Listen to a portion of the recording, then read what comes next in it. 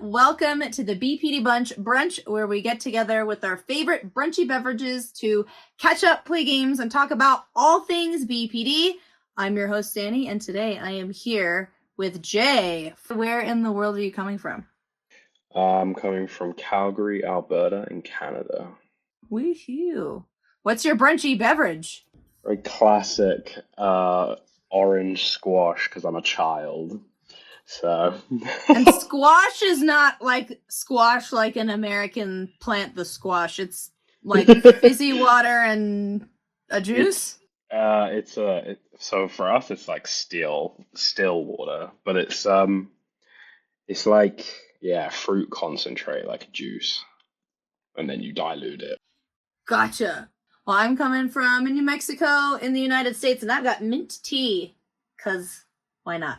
Because we're classy. Because we're classy. So today we are going to be having a one-on-one conversation about BPD and body image. So to start us off, Jay, can you share your journey with body image, particularly as a man, and how your experiences have shaped your self-perception? My journey with body image, particularly as a guy, has been very complicated, and I'd say it's the one area of my mental health or recovery journey broadly that I still have really significant issues with. Ever since I was pretty young, I've always had issues with how I look and how I think other people are looking at my body. I had a lot of people around me, including family members, who would call me fat when I was a little kid when I wasn't at all. Like medically and objectively was not overweight. That kind of was pretty continuous because it affected me. So, kids can be horrible sometimes, right? So when you show that it affects you, they take that and run with it. And that created issues in terms of I almost then went out and kind of ended up working towards the kind of body that they were telling me I had already. I would comfort eat a lot. Whenever I felt really low, I would overeat. Um, and I've just always had this kind of really poor relationship with how I look. I think as a gay man in particular, the LGBT community is unfortunately very well known for not being a great space for people with different kinds of bodies. And that's really been true in my experience, unfortunately. Living in Brazil, in particular, hugely aesthetic country with a lot of really gorgeous people everywhere all the time. Um, yeah, I don't know. I feel like there are so many rabbit holes I could go down with this story. I'm trying not to If you think back, what is your... Do you have a first memory where these issues really started? The first time that you really started to internalize some of the things that people said to you? Unfortunately, I think body image was always thrust down my throat in several situations. So it's hard to pinpoint one specific example, but when I was very young, I used to horse ride quasi professionally. I was very good at it. And when you're a rider, your weight is relevant, right, to what horses you should and can ride. So that was thrown in front of me quite often because I was always a broad set boy. I was never super skinny, but I was not overweight, although I was made to feel like I was. And the kind of age that I'm talking about when I would have those kind of conversations about my body because of horse riding, I was 7, 8.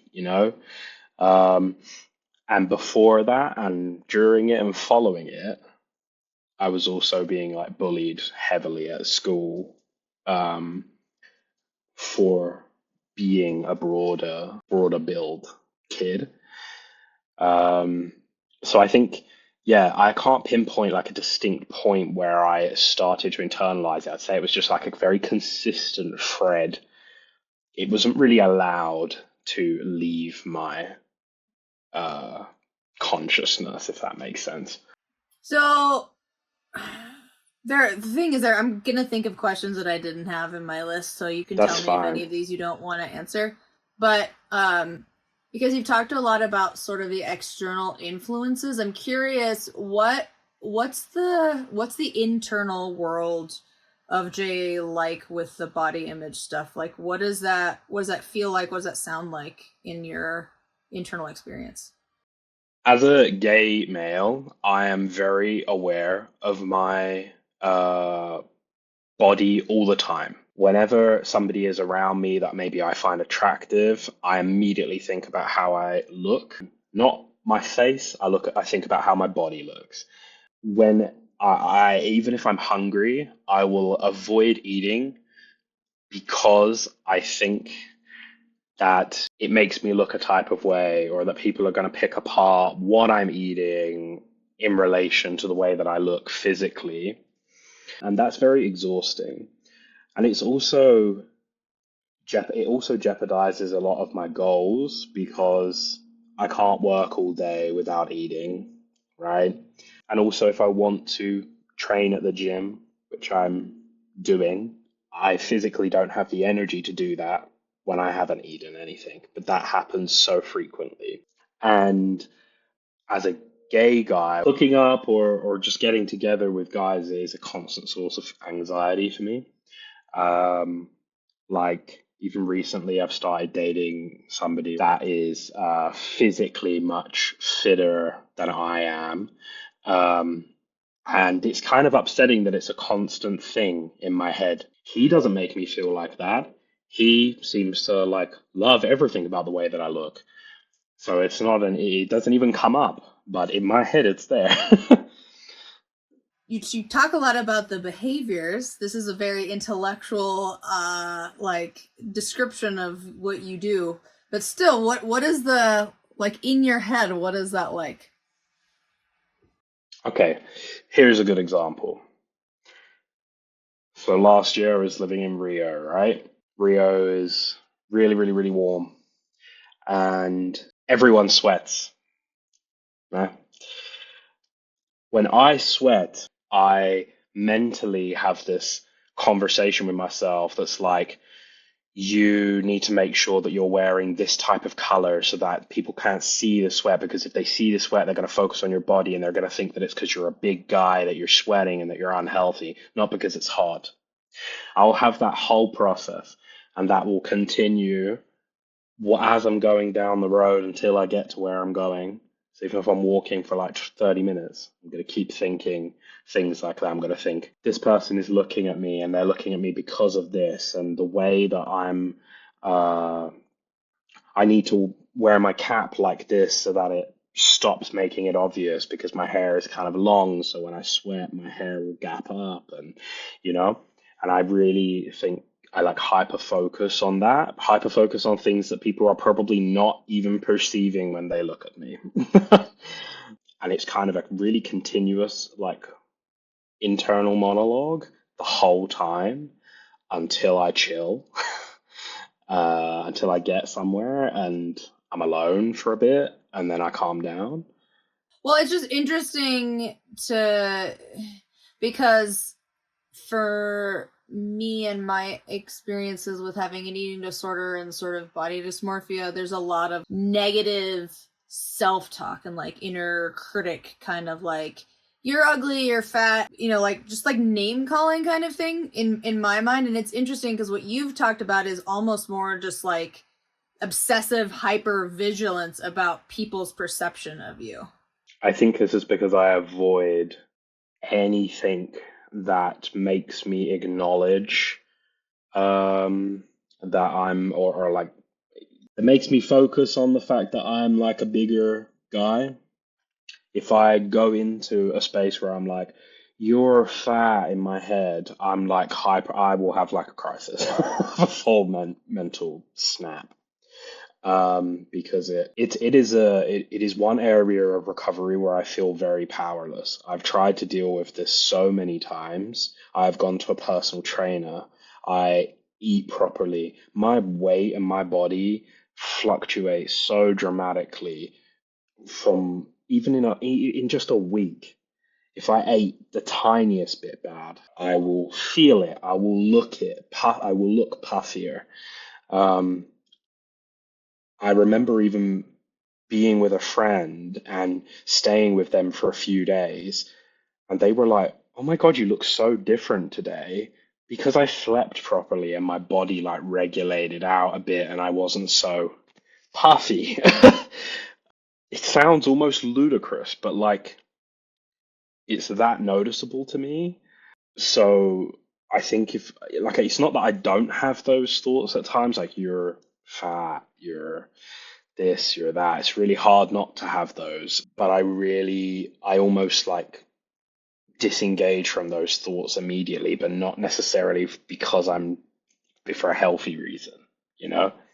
It's like a fear that I will spiral completely. Well, it's interesting because it just makes me think about the concept of like hyper intellectualizing as a way to avoid things that are emotional.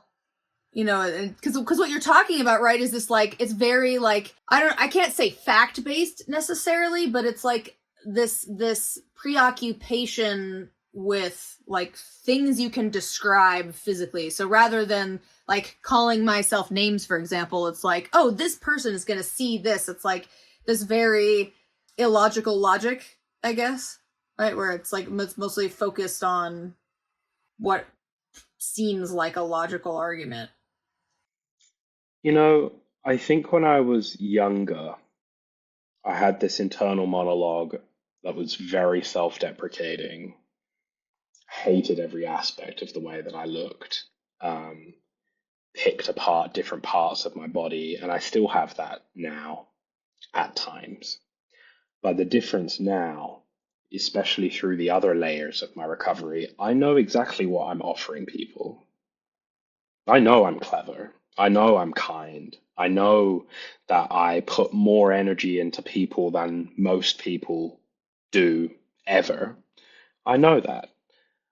I don't need anyone to tell me that, right? So I know those things. And I know that I have this one aspect of myself that is not so great, but I'm always focused on the perception because I feel like that's usually the barrier to them even seeing those other parts of me because it's the first thing, right?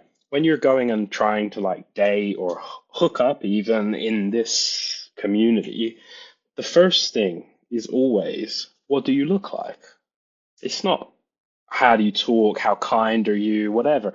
And I get that, I get it to an extent, but it's such a gate, you know, that I think I'm very focused on the perception piece.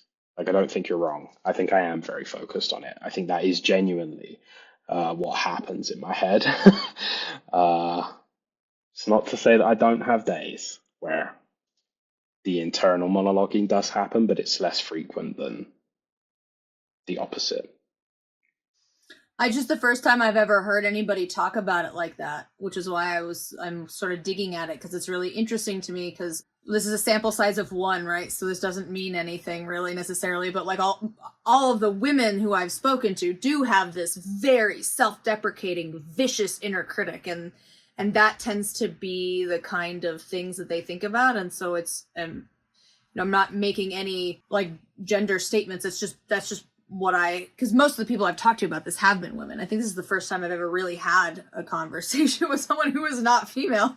And so it's just interesting. You know, at first glance, it sounds like maybe that would be better, but I think in some ways it might make it harder to detach from because a really vicious inner thought you can kind of recognize as irrational. It's easier to recognize that as irrational maybe than something that because let me finish what I'm saying. It might be, I can't say for sure, but at least for me, I can imagine that would be easier to recognize like a really extreme thing than something that seems like, you know, you're just aware of people's perception, because it's harder to dispel that, because people are like, if they have their eyeballs on you, they are still perceiving you, right? It's harder to know where that line is. And I've gotten, not in this instance, but I've definitely gotten into that trap of thinking I'm like distressing myself, focusing on something that maybe in my own mind on the surface seems like a logical, reasonable way of dealing with something, but is just a more discreet way of doing the same thing, if that makes sense. Yeah, I mean, it's always laced, right? The fact that I have that perception stems from a place that I know that what I look like and share the same thought, right? It's the fact that I'm so worried about it, preoccupied about it, just going down the street, like it's because I know. I know and I feel uncomfortable about that in myself, whether it's fair or not, right? Um, and I actually think that gender does play a part in the sense that I think less so now, but I think women have always been picked apart constantly for everything. It doesn't matter whether you're skinny or big, there's something to be said. I don't think men have quite always had the same culturally, there hasn't been the same narrative going at the same pace and the same intensity. That's not to say it doesn't exist, it definitely does. But I think it's been easier and more acceptable for many guys to be broad. Like even when I use that language, this is the language that parents would use with me or a doctor even, that I'm a broad set boy. Like, what does that even mean? You know? But it's more acceptable for a guy to be broad set. When a girl is broad set, they're just fat, right? That's the difference. So actually, I do think that the gender issue does play into why maybe women tend to have a greater like self-deprecation narrative. Because I guess even for me, I was given some tools through language like that to sort of be okay with being a bit stockier, at times. So to bring this back to BPD, how do you think the emotional fluctuations associated with BPD impact your body image perceptions and experience? Even just through this conversation that we've been having, I've realized that when you talked about like hyper intellectualizing, etc., like that is exactly what this is. Like I'm avoiding it. I'm hyper intellectualizing it to make sense of something and sort of like avoid a bit because I can't deal with it. It sends me into total chaos. It could like shift my mood into a really dark place very quickly. And I think that scares me a lot in recovery from BPD because everything sort of had the potential to do that before and now does not. And yet, this one issue has so much power over me still. And I think I feel very bitter about that, kind of bit resentful, because I've done so much work. Um, to give you an example of how that can really shift, like I was seeing a personal trainer when I was in Brazil, and there was one day where that trainer made a comment to me. We were waiting to get into the elevator together, and this was after like 2 months of training, and there were a couple of other people waiting with us, and they made a comment about like how many people were allowed in the elevator at once. And then she thought it was funny to turn to me and say that like, well, I count as two people, right? And laughed. And I did not know what to do with that at all. I felt really hurt because I had talked to her about my mental health issues and the barrier that weight and body has posed in my life. And I've been showing up to the gym continuously for 2 months, training 5 to 6 days a week, really, really trying to deal with this problem, losing weight to the extent that like clothes didn't fit me anymore, etc. Really pushing through, and that like crushed me for a week. I didn't say a word to her, I laughed, but like that really crushed me. It's obvious that she shouldn't have said that, um, let alone because of just as a person, she shouldn't have said that, let alone as a personal trainer. Um, but that took me from 0 to 100 real fast. I think there are lots of other situations where people could say really horrible things to me that don't do that to me. And so I think this is an issue where I feel really vulnerable. Even in the process of us filming this, I think it's kind of obvious that it's probably the hardest thing that I talk about. I've talked about on the show. So yeah, it has a lot of power to dysregulate me very, very, very easily. Are there any other? I really like that example. Do you have any other specific moments or experiences where your struggles with body image and BPD intersected, and how did that affect your mental health? Another way in which I feel like my body image issues intersected with BPD is that it coupled together, they sort of spurned on a new type of like self-injurious behavior. So when I was very low during my master's degree, which is the same period of time when I got my BPD diagnosis, I would put myself in a lot of situations where that ended up being very physically unsafe for me, where I would sleep with people that I wasn't attracted to, wouldn't even entertain conversation with people that I was attracted to because I didn't feel worth it at all. Um, and the result of being so indiscriminate was that I often ended up uh, being physically unsafe. Difficult things happen sometimes. My Let's heart. just cry together. My heart. My heart. Well, it wasn't for the same reason, but I can relate to that, to the ending up in unsafe situations.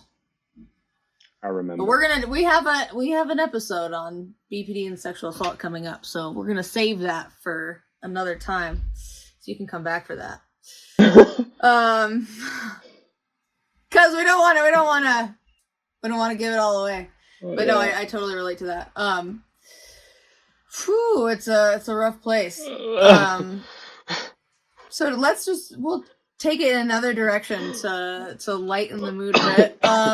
So a lot of times you hear, like, if somebody is unhappy with the way they look, people will say, simple solutions, things like, well, just go to the gym and eat right. How do you feel those oversimplified messages overlook the complexities of mental health and self-perception? They 100% overlook. They are. Do you know what? They don't. Not even mental health issues. They overlook the complexity of being a human. We're not all incredible at time management all the time and on having energy and being bothered to do things all the time, right? And sometimes that's okay. When you add mental health problems into that mix, I think the situation thickens, right? It gets even more difficult. So in my case, for example, I've always found those conversations so exhausting because so many people would say that to me.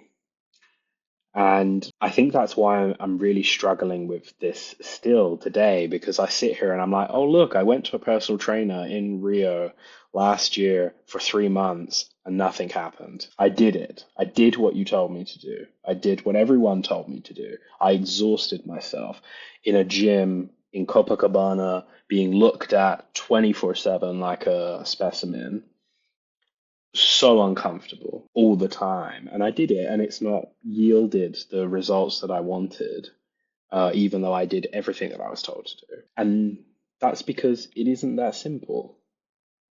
It isn't that simple.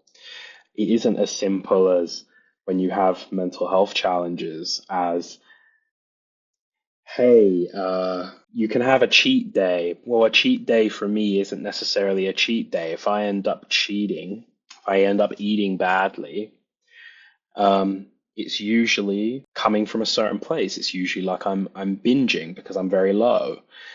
I can't just stop that in 24 hours unless it naturally runs its course in 24 hours, you know? Yeah, I don't know. Like this makes me so mad. These conversations. Metabolism is a huge factor. What accelerates the metabolism in one is not necessarily the same in another. One's routine is not the same as another's routine. And habit construction and routine construction are super difficult to do. Like it's not as simple as you just cut this out and put this in, you know? I remember when I was in Rio and I was doing that work with the trainer, there were times where I might say I was having difficulty with something, and instead of it being understood, it's like you just need to do it. You're being lazy, or you don't want this, or you don't. That has it has the opposite effect. It doesn't make me want to fix the problem. It doesn't make me want to listen. It makes me shut down, right? And think that like I'm getting in my own way. It's like I'm trying to be vulnerable and honest with you, and I'm trying to get through this and get some help for something. I'm open to being wrong. I'm open to. I already know that maybe my attitude is not in the right place, but the point is that I'm trying, and you shutting me down like that is not fair, you know? But that unfortunately happens a lot of the time whenever I talk to people about this issue. People act as though there is like one diet that or one form of exercise or something that we should all do, and then if you just do this thing the way I do it, then you'll be great. But everybody's body is a little bit different, and it doesn't, at least from what I can see, it doesn't seem like we all have the same needs. We don't, right? Something that else I just wanted to add to this like topic real quick is that something that's been a real big barrier for me that I also feel people don't appreciate is that nutrition is like a whole field of knowledge. People don't know. Like when you talk about like macros and stuff like people don't know how to calculate these things, right? People don't know what the right balance necessarily should be for their body unless they go and talk to somebody. Some of these things are not as easy to figure out as others, you know? Or if you're a picky eater, as I am, like how do I find or prepare things in the way that's going to appeal to me the best and help me get through this? I don't have that knowledge. Like I just don't. I can go and accumulate it, but that's a huge undertaking. It's one that I was willing to do and I tried to do it, right? But it didn't get me anywhere at that time, and now we're in kind of a limbo space until I have the energy to do it again. But it's like sometimes when I've said that, people say, "Well, go to a nutritionist." Yeah, that costs money. That I don't necessarily have. Do you know what I mean?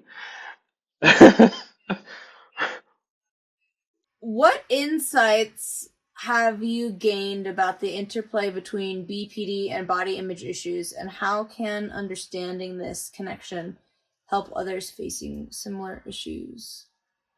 I've developed an awareness of just how much power that specific dynamic has in my recovery journey in terms of to completely destroy everything for a little while, you know, to unravel me, which means that because I have that knowledge and because I'm aware of that, I approach how I deal with this issue in my recovery journey in a certain way. So I try to be very careful now when I'm looking for professionals to help.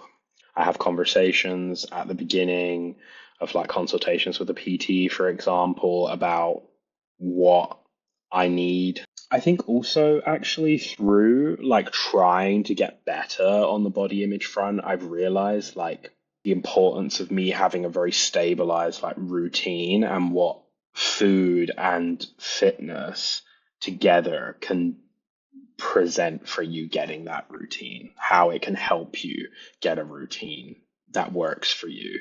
So when I came back to Canada, for a little while, I didn't really have a routine. But then in January, I started having this routine of like waking up early, working for a period of the day. I always was having breakfast, which I never used to do.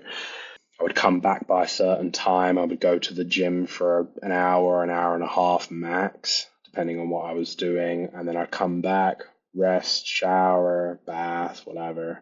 And then I'd read until I got tired and go to bed. And that really worked like really well for me. It seemed to be a way that I could do everything that I needed to do in the day. And that's like one of the first times that I've had a routine that's been super healthy, and I would attribute it to keeping those two factors in mind that I usually just ignored because they kind of terrified me.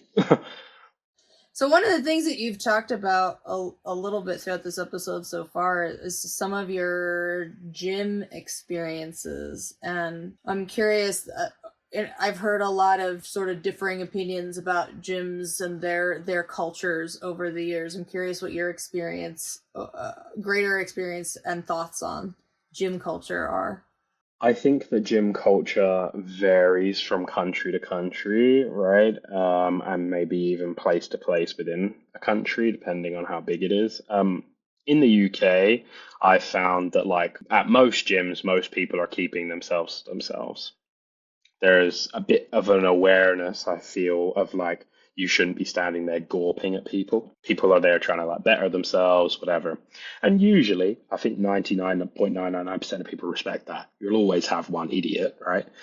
But I started going to the gym uh, more religiously in Brazil, and the culture is very different. Even if somebody's not judging you, they look at everything, and it makes me so uncomfortable. And I kind of lose track of what I'm doing, and I start doing things wrong because I'm so aware that people are looking at me, which in turn makes them look even more because I'm doing it wrong. So it's just like a vicious, and I just don't want to be there after that. I don't cry very often. Leaving the gym, I used to like feel like I wanted to cry almost every day after a certain point because I felt so uncomfortable and just off all the time. I felt it kind of almost got to a point where it was just amplifying, actually, like the negative things that I felt about myself because the results are not quick. So you have to endure these uncomfortable things, right, for a little while. And I was enduring it, but it gets a bit much after a while. I'm often put off of going to like mainstream gyms out of like my own insecurities. I remember I often didn't want to go to like the university gym because it's full of a lot of jocks, and it just makes me feel very insecure. They're not doing anything wrong, but it's how I feel like in myself. So sometimes I've found that like the gym, when I'm in a certain mental space, can actually do a little more harm than good. It's working out better for me now because the gym that I use is in my apartment building and is much quieter. There may be nobody in there when I'm using it. So that works really well for me. Doesn't have everything that I want to have in there, but it has enough that I can do the training that I need to do to make things move. So. So I'm curious, you've talked a lot about going to the gym and like changing your diet and not really getting the results you want. What keeps you on the path of continuing to like work out or change your diet in the face of not getting the results that you want? Because right now I'm 26, and if I leave this until I'm 36, I'm going to find this even harder. And it's going to keep getting harder with every year that is added onto my life. It's going to become more impossible. And as my life gets more complicated, and I maybe have a job and a family, it's just going to keep going further and further and further down the priority list. So unless I make space for it now, I don't think I'm going to. At the moment, I think I'm at an age where like I could possibly get away with some of the bad habits that I might have had for a little while. But when I hit my 30s and 40s and whatnot, I think it starts knocking years off of your life, right? I think it's going to be harder for me to reverse, and I'm aware of that. I don't want to push my body to like such a point where some things are too difficult for me to like come back from properly. And there are also parts of my family, like my family members, that have heart issues. There's a lot of issues with bones in my family. So one of my family members like already has both of their knees replaced, and they're only in their 50s from osteoarthritis. So I don't want to tempt fate or to like help those things on their way. I'd rather just do what I can while I can to fix it. I sometimes get into this space when I miss going to the gym, when I don't go to the gym a couple of days or something. I'm like, oh, I've failed. Something that's been important in like helping me stay on track is just being like, okay, it's better than never going, which is what you used to do. And if it takes you 2 months to go from going once a week to 4 times a week, then okay, it takes 2 months. So May take a couple of years, so may take a couple of years. like for me, I went to the Zumba like once a week for like a year, and then the next year I started doing a little bit more, and now in the last like year and a half, I have a shoulder injury, which has made things a little bit more challenging, but definitely much more in the habit now than I've ever been. So sometimes it just takes time.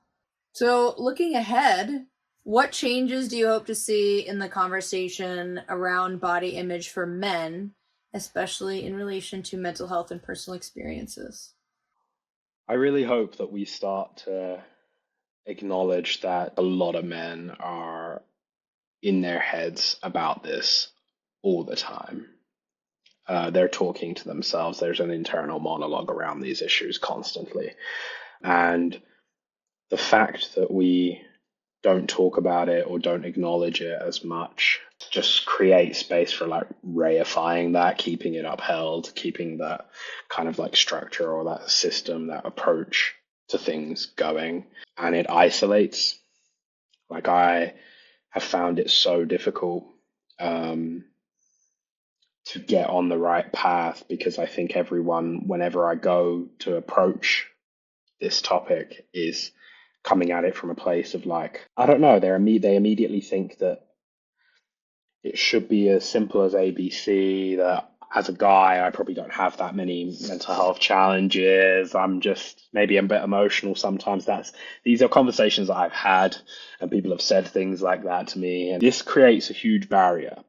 Like I'm not going to get the results because those things are not being factored into the approach to trying to achieve those results. So I think until we have a bit more of a more dynamic, open conversation that takes these things into account, I think we're really holding people back from getting to where they want to be.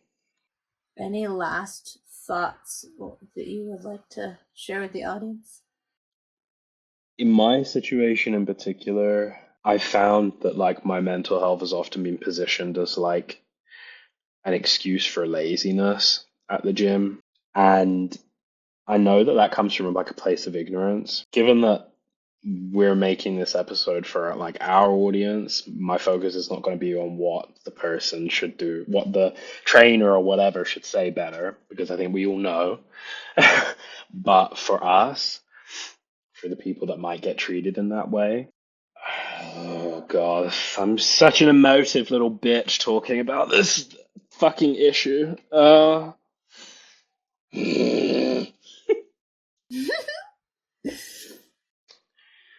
We know what's going on for us, right? We know whether it's laziness or not. We know how busy our lives are. Hold on to that and don't be afraid of biting back sometimes. Like I did eventually say to the trainers that were saying that to me, no, I work all day, right? And I'm still here. I showed up. I'm going to keep showing up. Please appreciate the level of effort that I'm putting into this because I'm doing it. I'm here. Check the facts, right? Check the facts of the situation. The facts is that I'm here in front of you now. So where is the laziness? I'm here and I'm doing it. It's also okay for it to be hard, for it to be difficult, for you to feel exhausted by what you're doing. But something that I also learned is like, have faith in the process because it gets easier as time goes on. Your endurance builds, your stamina, your resistance, all of those things build, and it becomes a lot easier. And you will start to feel in yourself like, oh, yes, it's getting somewhere. So even though I haven't seen all the results bodily that I wanted to, I think there are several reasons for that. I definitely saw those things. I saw the increased, like my increased ability to like run and keep sprinting for like half an hour plus or whatever without stopping at higher speeds and higher inclines and whatever things that I hadn't been able to do before. So hold on to those things. Well, thank you, Jay, for sharing all of that. That was a very emotional and insightful episode. Thank you, everyone, so much for watching. We hope you got a nugget of wisdom to take with you on your journey, and we will see you next time.